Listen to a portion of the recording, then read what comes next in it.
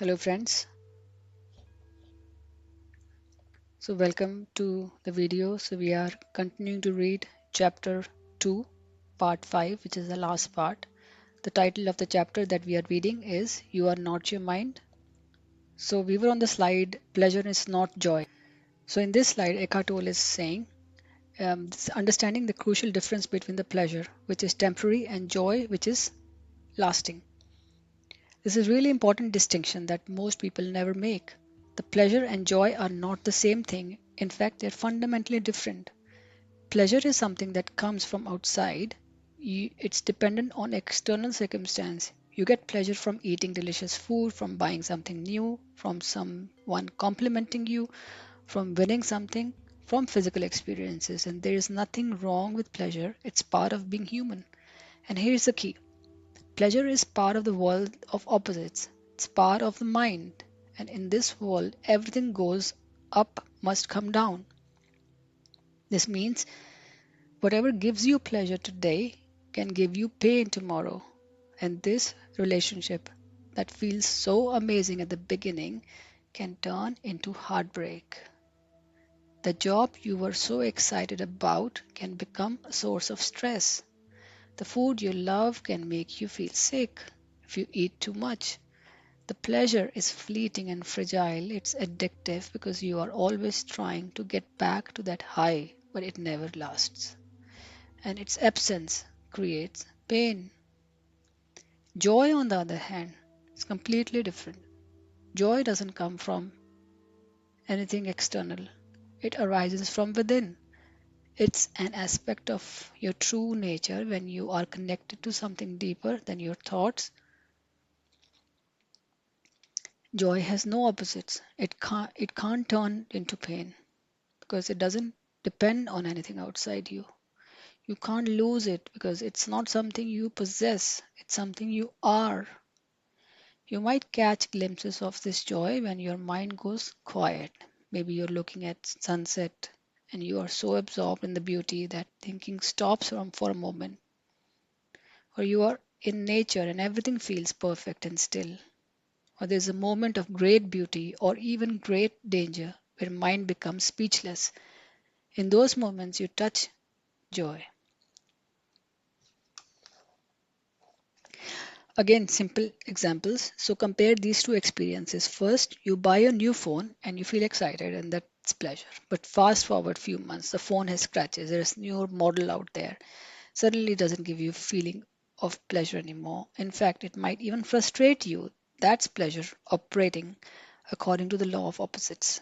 Now compare that to a moment when you are sitting quietly and you suddenly feel a deep sense of peace and contentment for absolutely no reason. Nothing particularly good happened. You didn't get anything or achieve anything. You're just sitting there and you feel okay, complete.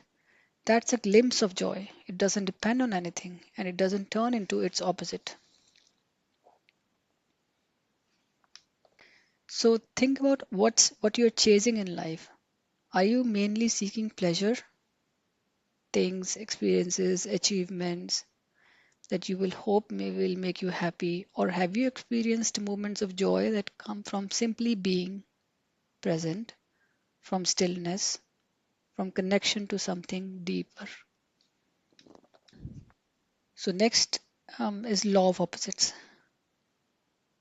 So here Eckhart Tolle is explaining how everything in mind made world contains its opposite.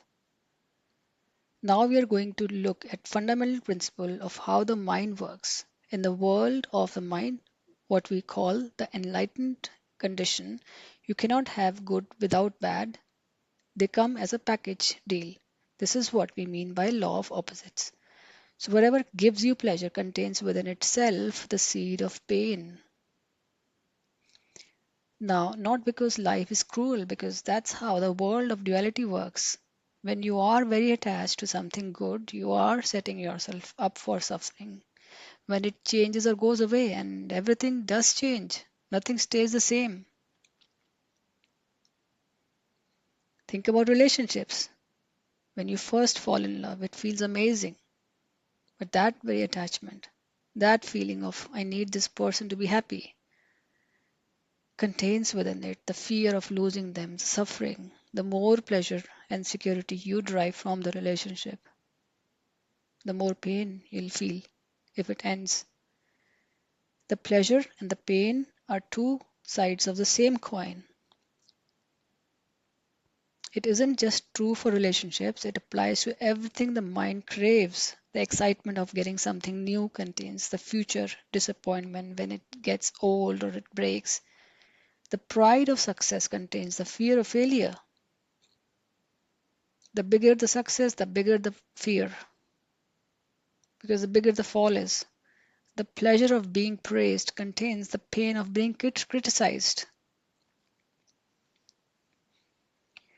The really important thing to understand is this isn't something to feel depressed about, it's just how things work. When you're identified with the mind, the point isn't to avoid all pleasure or become cynical. The point is to recognize, know this pattern so that you can find something deeper, something that doesn't depend on swings between opposites.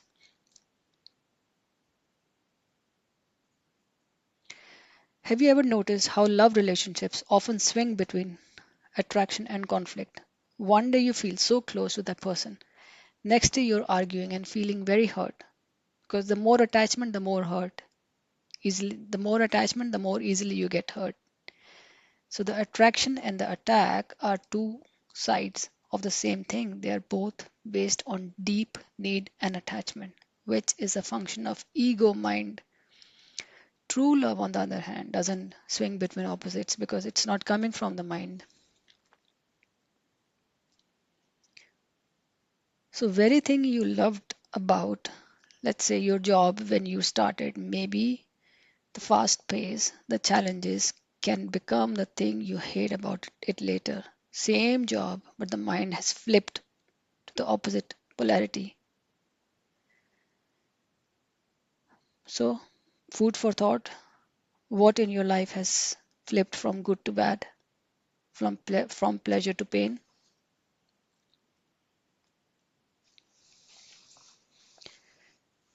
Can you see how they were always two faces of the same thing?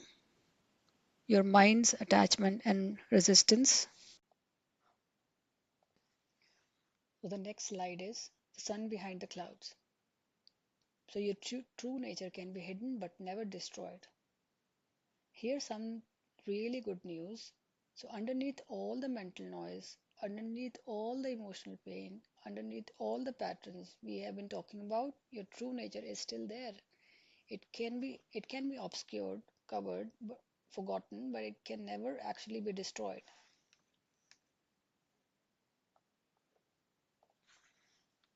Think of it like this. Even on the cloudiest, stormiest day, the sun is still shining. It hasn't gone anywhere. The clouds are just temporarily blocking your view of it. In the same way, the constant activity of your mind, all the thoughts, emotions, worries, and desires are like clouds covering the sun of your true nature. So, your true nature is the awareness, the presence, the consciousness that exists before and beyond thought. It is there, what was there when you were a child before you learned to identify completely with thinking. It is still there now, but you have just become so absorbed in the clouds that you have forgotten about the sun. This is really important to understand. You're not trying to create or become something you're not. You're not trying to build a new, better version of yourself. You are simply removing the obscuration, letting the clouds pass so that what you already are can be revealed. The sun doesn't need to try to shine, it shines by nature. You don't need to try to be at peace. Peace is your nature when the mind is no longer dominating. So, the real love and real joy don't make you suffer because they are not coming from the mind. They're not dependent on external things. They're emanating from within. They're expressions of your true nature, which is unchanging and can't be destroyed by thoughts or circumstances.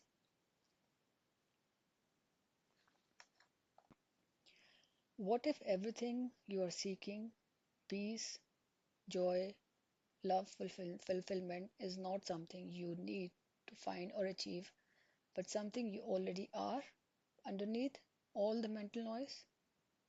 What if the work is not adding something, but subtracting the thoughts that block you from experiencing what's already there?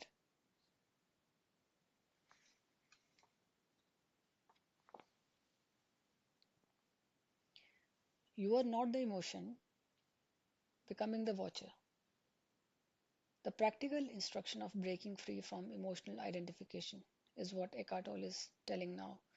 So now we come to the practical heart of this teaching. This is the actual practice that can transform your experience of emotions, learning to become the watcher instead of watched. Here, what this means, when an emotion arises, anger, fear, sadness, anxiety, or whatever it is, you have two choices.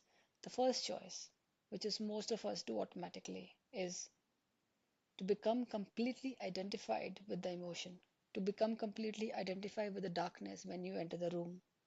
In that state, you are the darkness, you are anger, you are the fear. The emotion has taken you completely. You see everything through its lens. You might say, I am angry, I am sad, as if the emotion defines your entire being at that moment. The second choice, switch on the light. You know there's a button on in the room, you can switch it on. So the second choice is to allow the emotion to be there. So allow the things in the room to be there, but to not become it.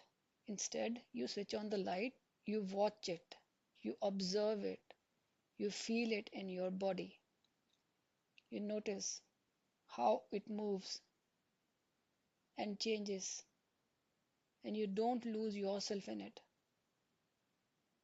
From this place of observation, you might say there is anger present rather rather than I am angry, there is anger present. So rather than I am the chair, I am the table in the room, there is a there's a chair in the room, there is a table in the room, because now I can see it. The light is on, the light of presence is on. So there's a chair and a table in the room, and I am there also. I am the one observing the chair and the table. I am not the chair and the table. So those things will not overpower me anymore because I'm not them. I'm watching them. They lose the power over me now. So the anger will lose the power over me. Well, because I'm watching it, I'm saying there is an anger present in me. So it's a very subtle shift, but it changes everything. When you become the watcher, you are no longer adding mental resistance to the emotion. I'm no longer fighting with the darkness. I know I can switch on the light, I'll be fine. So when I become the watcher, I'll be fine. You are no longer adding mental resistance to the emotion. You're no longer fighting it, suppressing it, or analyzing it. Why you shouldn't feel this way. You're simply allowing it to be there and observing it with neutral attention. This is not the same as acting out the emotion or indulging in it. It is also not the same as suppressing it or pretending it's not there. It's a third way, conscious presence with what is. So let the emotion be there without being controlled by it. You are no longer the emotion. You are the observing presence that's aware of the emotion. So imagine you are in a conversation and someone says something that triggers anger in you.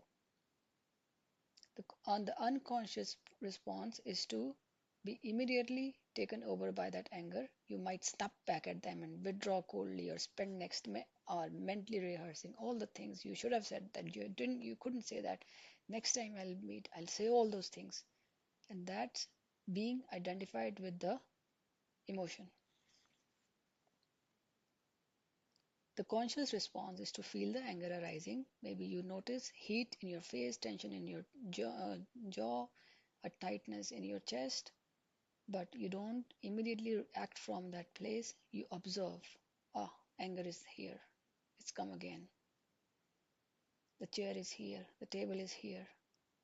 I can feel it in my body. It's strong.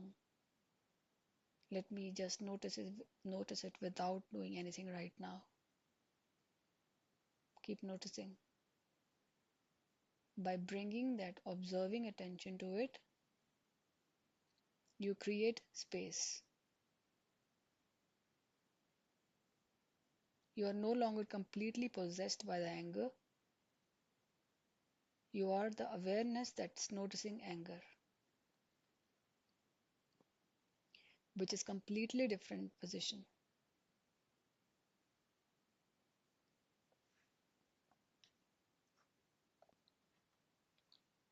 The practice focus within. The specific technique for developing the observer. So let's get very practical now. So Eckhart Tolle explains now how exactly you become the observer. How how do you develop this ability to watch your emotions rather than be taken over by them? The answer is by directing your attention inwards into your body. By directing your attention inwards into your body. Here's the practice. So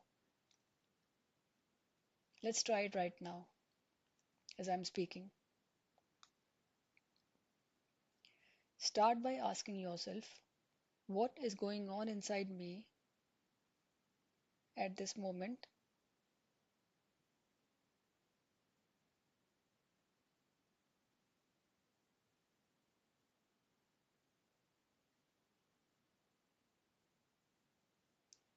Don't try to answer with your thinking mind. Don't analyze. Simply turn your attention inwards and notice.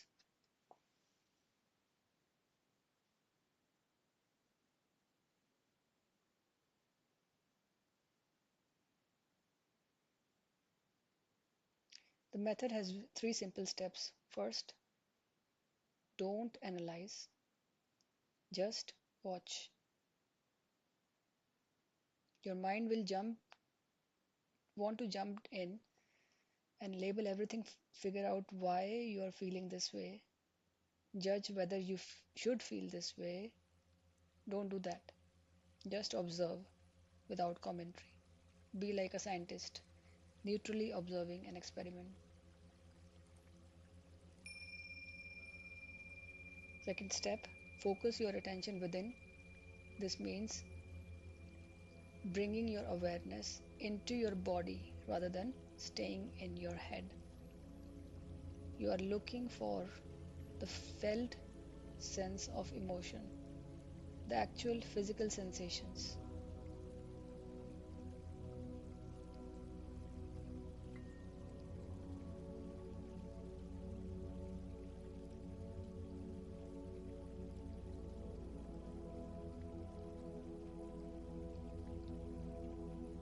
Third, feel the energy of the emotion.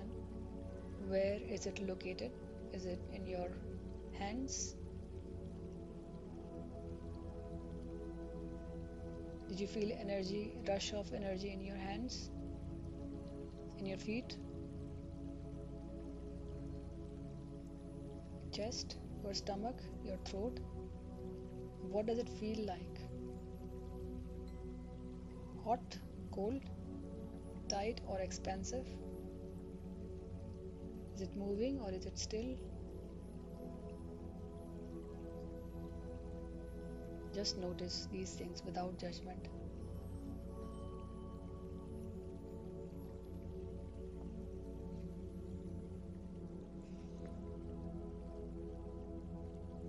Now, if you do this and you don't find any particular emotion, that's fine. If there is no emotion present right now, Then take your attention more deeply into the inner energy field of your body.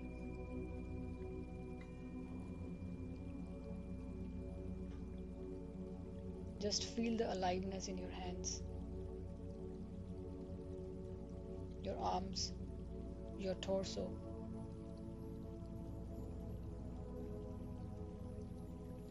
That energy, that aliveness you feel when you bring your attention to your body, that's the doorway into something deeper than thinking. That's your connection to being, to presence, to the conscious itself.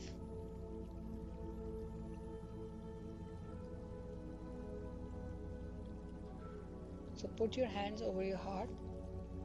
Can you feel your heartbeat?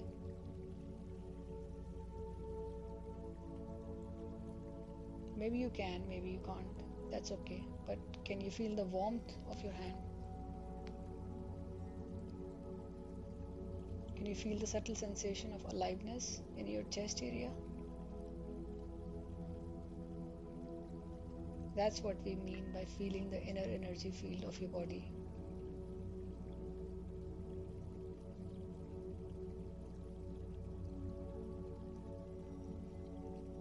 It's not something you have to create, it's something that's always there and you bring attention to it.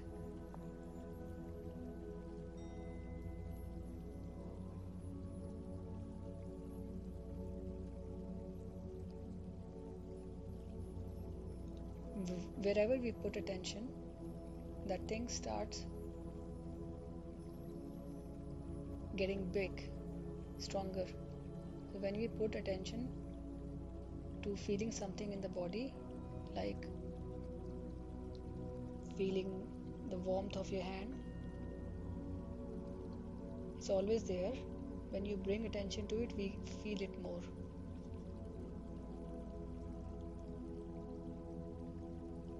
Now imagine doing this same thing when you're feeling anxious. Instead of staying in your head where all the anxious thoughts are swirling, you bring your attention into your body. You feel the anxiety as physical sensation. Maybe it's the tightness in your chest.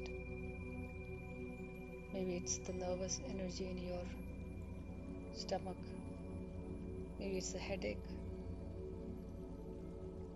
By feeling it this way, without getting lost in your story, your mind is telling about it, you're already stepping into the position of the observer.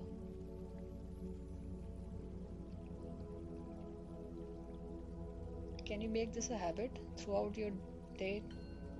Can you occasionally stop and ask, what is going on inside me right now? Not to analyze it, but just to observe it. This simple practice done regularly can completely transform your relationship with your emotions.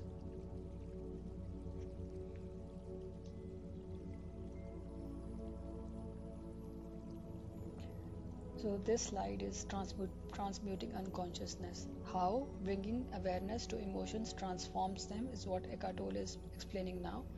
Now we come to something really remarkable. When you practice observing your emotions in this way, we have been describing something almost magical happens. Unconsciousness begins to transform into consciousness. Darkness begins to transform into light. The word emotion comes from a Latin word meaning disturbance. Every emotion is a sense, a disturbance in your energy field. It is stirring up of energy. Now, here's a key insight. When you're unconsciously identified with an emotion, when you become it completely, that emotion can literally control you. It becomes you. In that state, the emotion is unconscious, meaning it's running automatically without your awareness. But the moment you bring conscious presence to an emotion, the moment you switch on the light, the moment you step back and observe, something changes. That emotion is no longer completely unconscious. You have brought the light of awareness to it. And here's what's remarkable, that awareness itself begins to transform the emotion, not by fighting it or pushing it away, by lovingly, calmly switching the light on in the room, but not by fighting the darkness, not by pushing the darkness away. Switch on the light, darkness will go away, but simply by illuminating it. Thinking of it this way, the mind in its usual state is creating patterns based on the past. The old hurts, the old beliefs, the old reactions, they keep playing out over and over because they are unconscious. They are running on autopilot. But when you bring awareness to these patterns, when you stop identifying with them and instead observe them, you interrupt the cycle. The mind loses its grip, and in that space, that's created something deeper than mind can emerge, what we might call presence or consciousness or your true nature. This is a very gradual process. You're not going to observe one emotion and suddenly become enlightened forever. But each time you choose awareness over identification, each time you become the observer instead of the observed, you weaken the hold that unconscious pattern have over you. So here's how this might work. Let's say you have a pattern of getting defensive whenever something criticizes you. For years, this has been automatic. Someone says something critical, boom, you immediately feel hurt, angry, and you react defensively. This happens without you even noticing it or choosing it. It's unconscious. But then you start practicing observation. Next time someone criticizes you, yes, the defensive feeling still arises, but this time you notice it. You observe, that defensive thing has come again. I can feel my chest tightening, my mind wanting to argue back. By simply observing this pattern, instead of being completely possessed by it, you have brought consciousness to it. And maybe you still react defensively this time, but not quite as intensely. The pattern has been weakened slightly. Next time it happens, you observe again, and gradually that old unconscious pattern loses its power. And eventually, someone might criticize you and you notice the defensive feeling arises, but it doesn't take you over anymore. It doesn't take you over anymore. You can choose how to respond rather than react automatically. That's transmutation Eckhart is talking about. Unconsciousness turning into consciousness. What unconsciousness emotional patterns do you notice in yourself? What reactions happen automatically without choosing them? Can you see how bringing awareness to these patterns might weaken their grip on you slowly? So now Eckhart is talking about the history of pain. Understanding the larger context of human emotional suffering. Now let's zoom and look at the bigger picture. This pain we have been talking about, the fundamental sense of something being wrong or an incompleteness or of separation, isn't just personal. It's been part of human conditioning for a very long time. In fact, you could say it's the central problem of human existence. The spiritual traditions describe this as the fall, not necessarily in the religious sense of sin or punishment, but as a description of what happened when humans become so identified with thinking and with a sense of being a separate self that we lost touch with our true nature. We entered what we might call the realm of time and mind. We became trapped in thinking about past and worrying about future. We lost our natural connection to the present moment, to being to the source of life itself. When this happened, we began to perceive ourselves as separate, as isolated fragments in alien universe. We felt cut off from the universe, from the source, disconnected from each other, alone in our own heads. And from that perception comes fear, because if you are separate and alone, you are vulnerable. You need to protect yourself, defend yourself, prove yourself, complete yourself. That fundamental fear, that sense of incompleteness, is what we are calling pain. This pain is inevitable as long as you believe you are nothing. But your mind, it will not go away.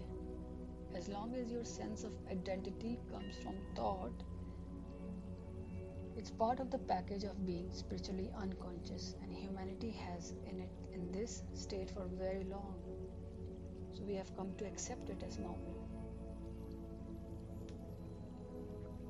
So think about how this plays out in daily life. Most people go through their days with subtle background feeling of unease. Maybe it's a vague worry about money, sense that they should be doing something more in life, or feeling that they haven't done enough, they are missing out on something. Even successful people who have everything they thought they wanted some often report feeling this way. That's because the pain isn't really about external things, it's about the fundamental sense of separation that comes from being identified with the mind. You might notice this especially in quiet moments when there is no one around you, you're alone. When you stop being busy and just sit, there's often this uncomfortable feeling. Lot of time you might have noticed when you wake up in the middle of the night and the sleep is not coming again and you're awake. Everything is so silent, you're alone, and then that's the time you will definitely feel uncomfortable feeling, this restlessness, this sense that you should be doing something. That's the pain of separation, trying to distract itself. If we get up in the morning, we distract ourselves from this feeling in million ways. We get busy. So 2 levels of pain.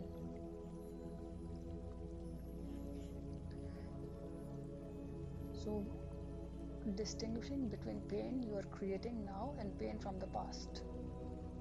This is really important distinction to understand. There is actually 2 different types of pain you might be experiencing at any given moment. The first type is the pain you are creating right now in the present moment. This is the pain that comes from resisting what is. It comes from your mind's refusal to accept this moment as it is. Maybe you're stuck in traffic and you're creating pain by thinking, this shouldn't be happening. This is terrible. I can't stand this. The traffic itself isn't the pain. The pain is your mental resistance to the traffic. Or maybe someone said something to you and you are creating pain by thinking, they shouldn't have said that. That's so unfair. I hate them for saying that. Again, the pain is your resistance, your non-acceptance.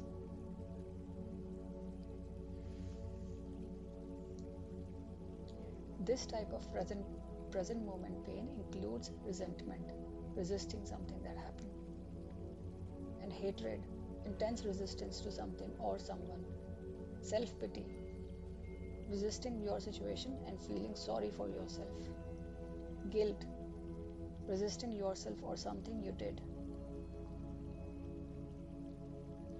and even subtle irritation. All of these are ways you create suffering in now through non-acceptance. The second type of pain is what Eckhart is saying is what we might call past pain, emotional pain from the past, that's still living in your mind and body. These are old wounds, old traumas, old hurts that never got fully processed and released. They are stored in your system and they can be triggered by current events. This past pain is like a reservoir of old emotional energy that's waiting to be released. Now here's what's important. You can't do much about past pain while you're still busy creating new pain in the past. While you're still busy creating new pain in the present, then you can't do much about the past pain. The first priority is first to stop adding to the pile. That means learning to accept the present moment as it is without resistance. Accept doesn't mean you like it or you are passive. It just means you stop fighting reality in your mind. You stop arguing with it, with what is. Once you stop creating pain in the present, then the past pain can begin to surface and be released. This happens naturally when you bring presence and awareness to your emotional experiences. So let's say you're feeling upset right now. Some of that upset might be present moment pain. You're resisting something about this moment. Maybe you're thinking, I shouldn't be feeling this way. I should be past this by now. What's wrong with me? That resistance is creating pain right now. But some of what you're feeling might also be old pain that's being triggered. Maybe this situation reminds your subconscious of a time when you felt rejected or inadequate. And all that old pain is flooding forward. The current situation is just the trigger. The practice is same for both. Stop resisting, stop fighting, and instead bring neutral observation to what you're feeling. Accept that this is what's present right now without judgment. That acceptance immediately stops you from creating more pain, and it creates the conditions of old pain to be released.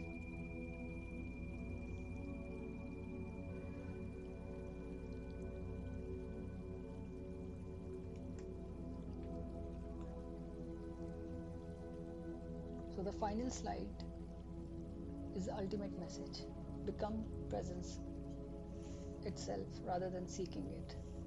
We are going to end with something that might sound paradoxical, but it's actually more direct and powerful teaching.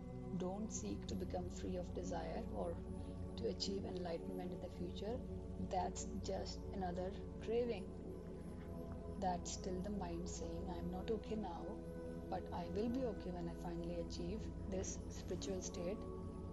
There is no you apart from your cravings and desires except as just a possibility, a potential that exists right now in this moment. The solution is not to wait for some future transformation. The solution is to become present now, to be here as the observer of the mind, right in this very moment.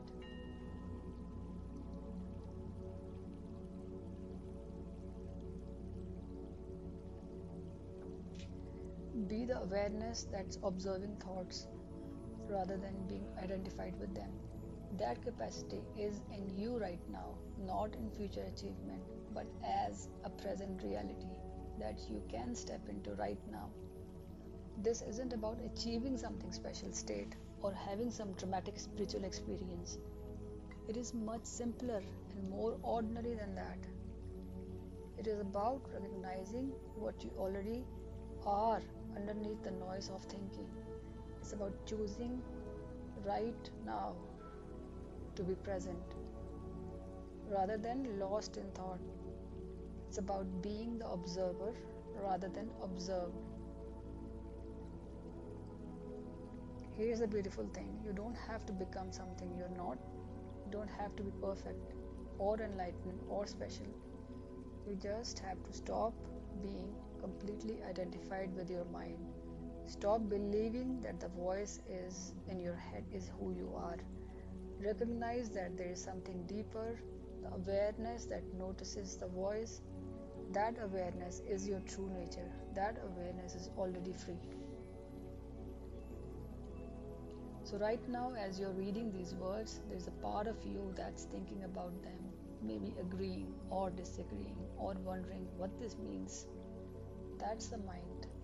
But there is also something in you that's aware of those thoughts. There is a presence that's reading, listening, noticing. That presence doesn't need to achieve anything or become anything. It already is. That's what we mean by be the Buddha, be the awareness, that presence right now.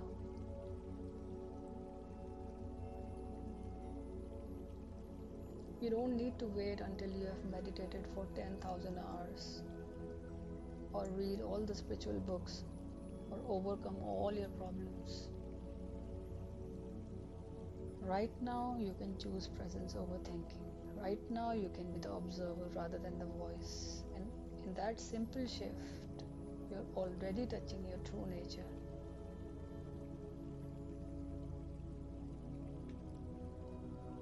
So we have finished chapter 2.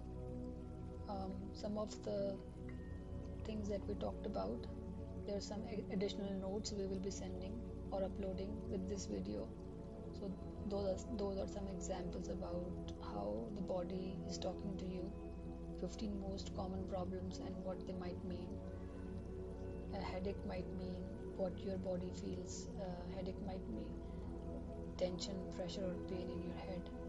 Possible emotional pattern, being too hard on yourself, constant self-criticism, trying to be perfect, feeling like you are never good enough.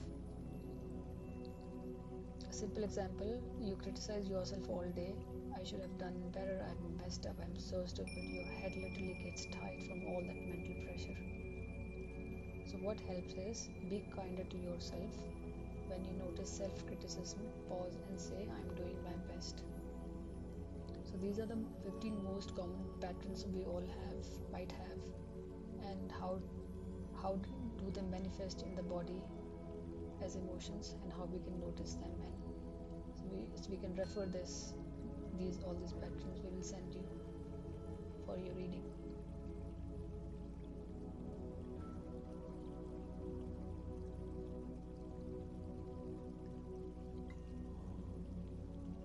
Most physical problems share these emotional roots. Fear manifests in stomach, breathing, anxiety symptoms, and not feeling good enough manifests as fatigue, depression, self-harm patterns, and not feeling loved manifests as heart, chest, loneliness feeling.